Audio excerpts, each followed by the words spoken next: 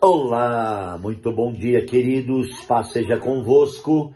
Graças ao Senhor, mais um dia com vocês aqui no canal O Reino em Pauta. Amados, é uma alegria muito grande falar com vocês, estar aqui liberando essa palavra viva, poderosa, gloriosa sobre esse tema, essa série maravilhosa que fala, amados irmãos, sobre não retirar a mesa. Essa foi a palavra de Jesus deixada ali no túmulo através do lenço dobrado à parte. Então ele disse: eu retorno, por isso não mexa na mesa. A mesa, amados irmãos, ela é a constituição que provém da filiação. A partir da filiação existe uma mesa constituída. Nessa mesa constituída é onde os filhos são ensinados e ali eles recebem toda a provisão de Deus. E ali eles são capacitados para o compartilhamento da mesa. O compartilhamento da mesa não é um ensino, uma letra. O compartilhamento da mesa, ele é constitutivo. Então, partindo daí, nós estamos falando, queridos, sobre as igrejas do Apocalipse, partindo da igreja de Éfeso, Esmirna, e agora vamos para o quê? Pérgamo.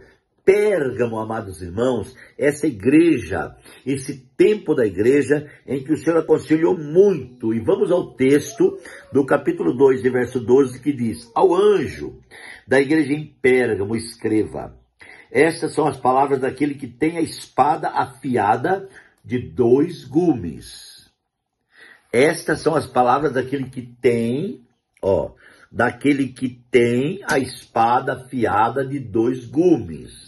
Quando a Bíblia fala de espada, você entende o quê? Palavra. Então, amados irmãos, estas são as palavras daquele que é a palavra. E o verbo se fez carne, e o verbo habitou entre nós, e nós vimos a glória dele. Então a palavra está em nós.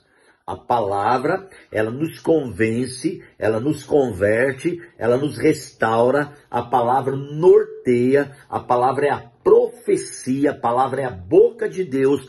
Portanto, irmãos, eu e você precisamos voltar à palavra. Partindo daí, não retiramos o lenço, não tiramos a mesa, e o Senhor então vai voltar. Ele volta mediante sua palavra. Aleluia! Mesmo porque a palavra é constitutiva, certo? Cristo, ele é, amados irmãos, ele habita no nosso interior. Portanto, ele é todo inclusivo. Como ele é a palavra, então quem que vai subir, que vai ser arrebatado? A palavra que está dentro de você. Se você é constituído pela palavra, você vai ser arrebatado. Você é considerado, como eu falei na reflexão anterior, virgem prudente. Vamos lá. Igreja em Pérgamo, né? Então, aquele que tem a palavra afiada, com 2 gumes, né? Ele fala: sei que onde você vive é onde está o trono de Satanás. Aonde está o trono de Satanás? Onde você vive. A terra, amados irmãos, o príncipe da terra é Satanás. Hoje é. Um dia ele vai perder esse trono, um dia o Senhor vai purificar essa terra. E assim Satanás será lançado no lago de fogo. Mas, enquanto isso, irmãos, ele usa sua autoridade ainda aqui para atormentar. Então, você vive onde está o trono de Satanás. Contudo, você permanece fiel ao meu nome. E não renunciou a sua fé em mim. Nem mesmo quando Antipas, minha fiel testemunha, foi morto nessa cidade onde Satanás habita. Gente, Antipas era o irmão fiel que foi morto. A morte de Antipas não levou as pessoas a desistir.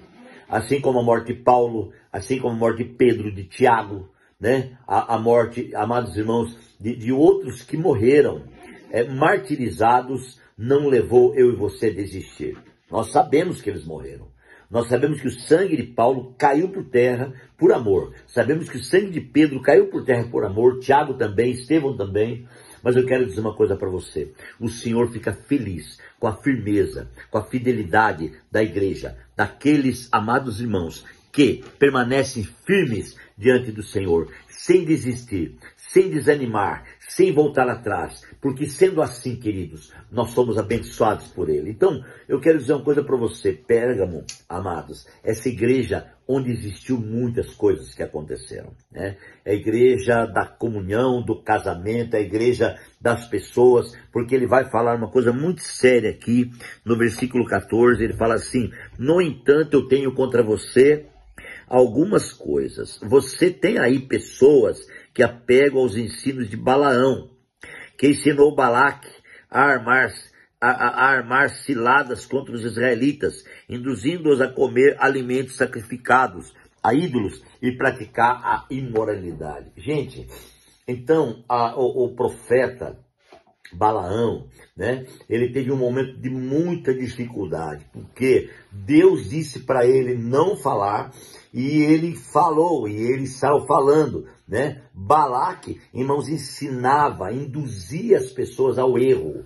Assim como hoje nós temos um sistema de Balaque, um sistema de Balaão que tenta nos induzir ao erro, né? Em nome da palavra, em nome do evangelho, em nome muitas vezes daquilo que, entre aspas, falamos que é verdade. Ele tenta nos induzir e nos levar, amados irmãos, a retroceder. Então, Pérgamo, precisamos pontuar muito Pérgamo nas nossas vidas, né? Que possamos, amados, entender o plano de Deus e não ser induzido por doutrinas humanas. Hoje, o sistema do nicolaítismo, ele cita também aqui os nicolaítas, né? Porque os nicolaítas, queridos, não é uma doutrina de uma denominação. O nicolaíta é um sistema.